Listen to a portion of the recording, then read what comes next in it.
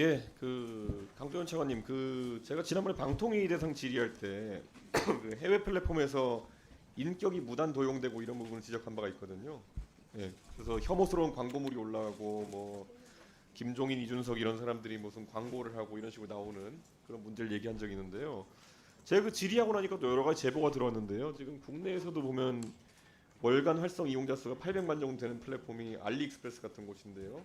여기에 보면은 옷 광고 같은 곳에 익숙한 여성분의 사진이 다수 도용되고 있는 상황이 나옵니다.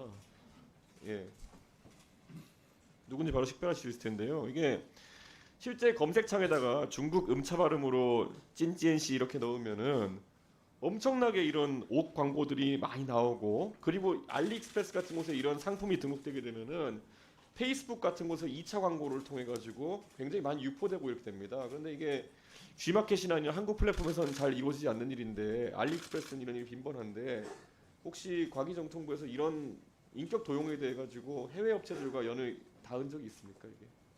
아직 저쪽 유형에 대해서는 아직 협의해 본 적은 없습니다. 예, 그러니까 저희가 국감에서도 사실 알리익스프레스나 이런 관계자 부를 수도 있겠지만은 보니까 알리익스프레스뿐만 아니라 필리핀 상거래 플랫폼도 그렇고요. 한국에서 많이 쓰이진 않지만은 이런 곳에 다수의 우리나라 유명인들의 인격이 도용돼 가지고 활용되고 있습니다. 그래서 이런 부분을 방통위에도 제가 요청했지만은 공정위, 방통위, 과기부 다 관심 갖고 이 문제를 좀 해결했으면 좋겠습니다. 예, 방통위랑 협의하겠습니다. 예.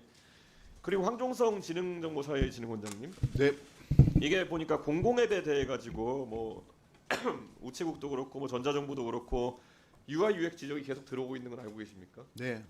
이게 운영 주체에 따라서 너무 파편화되어 가지고 관리되는 것이 아닌가라는 우려를 좀 갖게 되는데요. 사실 지금 앱스토어에서 가보면은 공공앱들 사용성 평가가 막 2점, 3점 이렇게 나오고 있는데, 네. 사실 요즘 일반적인 사기업의 소프트웨어 개발 단계를 보면은 앱 같은 경우에는 과거보다 릴리스 주기나 이런 게 더 빨라졌기 때문에 사실 지금까지 서버 소통이나 아니면 로직에 대한 부분도 그렇지만은 프론트엔드 같은 부분에 대해서도 상당히 강력하게 유닛 테스트 같은 것들을 활용하고 네. 있지 않습니까? 네. 프론트엔드 유닛 테스트에서 통과하지 못하면은 내부적으로 뭐 업데이트를 못하게 한다든지 이런 것들이 사기업에서 매우 강하게 동작하는데, 공공앱들은 이런 걸 통과했다고 믿기가 어려워요. 지금 어떻게 보십니까? 이런 프론트엔드 유닛 테스트 같은 게 잘 되고 있습니까? 네, 뭐 그동안 그게 사실 사각지대였고요. 그래서 뭐 행정안전부를 저희가 지원해서 UI UX를 개발하는 거를 쭉 하고 있고요. 또 말씀하신 대로 사용성 편의를 위해서 지금 저 디지털 포용 관점에서 뭐 법을 만드는 걸 지원하기도 하고 또 기준을 만들기도 하고 그렇습니다. 저도 그런데 뭐 개발을 해봤지만은 일정에 쫓기고 이러다 보면은 어떤 강제된 규정들이 있는 것이 아닌 이상 네. 우선 출시하고 사용자를 베타 테스트로 써버리는 경우가 상당히 많습니다. 그렇기 때문에 저는 이런 부분에 대해 가지고 지능정보사회진흥원에서 네. 가이드라인 같은 걸 명확히 해야 된다 보거든요. 예, 가이드라인은 있고요. 근데 요새 조금씩은 좋아지고 있습니다. 뭐 그렇지만 아까 조금씩은. 말씀드렸던 건 예. 그게 사용자를 베타 테스트 삼아서 안 되는 거고, 네, 알겠습니다. 프론트엔드 유닛 테스트에 대해 가지고는 좀 더 세밀한 가이드라인을 만들어 가지고 네. 부처가 어디든 간에 이것에 대해 가지고 좀 일관되게 적용될 수 있게 하는 게 중요하다. 네. 어떻게 생각하십니까? 예, 저도 그렇게 생각하고 열심히 노력하겠습니다. 그래서 강대원 차관님, 이런 부분을 아마 가기부가 좀 주도해가지고 아무래도 행안부가 힘이 센 부처고 이러다 보니까 진흥원 차원에서 접근하기 어려울 테니까 이런 가이드라인을 부처 간 협의를 통해서 좀 강제할 수 있도록 좀 진행해 주십시오. 예, 검토해서 협의하겠습니다. 인터넷 관련한 홈페이지 원래 예전부터 네. 저희의 스펙이 굉장히 좀 국제적 표준과 다르게 많이 노력했던 그런 여파들도 좀 있는 부분이어서요. 재정리하는 부분에 있어서 기준과 표준 내용 정리하는 부분, 그리고 보급하는 부분 행안부랑 협의하겠습니다. 예, 지금 보면은 뭐 전자정부 개발 플랫폼 가이드라인 같은 거 보면은 이 기능을 이렇게 써라 같은 것은 당연히 잘 명세가 되고 발전이 되고 있는데, 결국은 네. 사용성에 대한 부분은 아무리 봐도 이건 뭐 개발자의 역량과도 관계된 거겠지만은 좀 세밀한 가이드라인이 필요해 보입니다.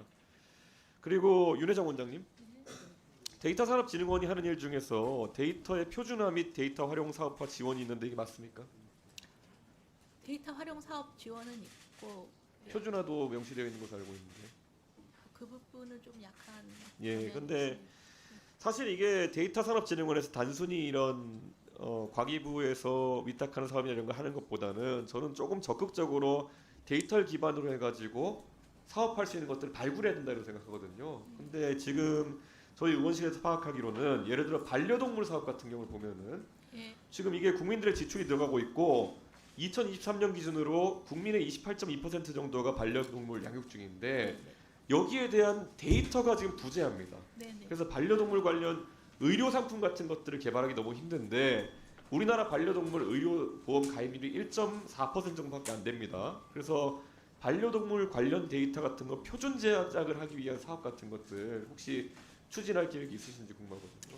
당장은 없지만 저희가 지금 데이터 바우처 사업이 기업들이 그렇죠. 데이터를 잘 로 데이터를 생산하도록 지원을 하는 거거든요. 그리고 그 사업이 5년간 지원하면서 비아 ICT, 제조나 이런 특수 뭐 진짜 반려견을 비롯해서 뭐 의료라든가 이런 쪽이 70%가 넘어갑니다. 그래서 그런 부분들을 지원을 하면서 거기서 나온 것들을 통해서 표준화 부분도 좀 같이 고민해 보도록 하겠습니다. 원장님 그것도 중요한데 바우처 사업은 어쨌든 기업과 기업 간의 그런 거래가 기본이 되는 거 네네네. 아니겠습니까? 그런데 여기 보면은 미국에는 마스펙케어라는 기업이 이게 네네. 동물병원을 한 1,200개까지 갖고 있어요. 예. 그러니까 이 기업 안에서 데이터 수집해가지고 보험사와의 데이터 거래가 좀 가능한데 우리나라 동물병원들이 용세하지 않습니까? 네네. 그러니까 이런 것들은 국가가 좀 어떻게 표준화 사업을 해가지고 네네. 데이터를 수집해야 한국에도 그런 의료보험이라든지 동물예방 의료보험 이런 것들이 좀 발전할 수 있을 거다. 이런 부분은 좀 국가 역할이 필요해 보인다 말씀드립니다. 예, 알겠습니다. 예.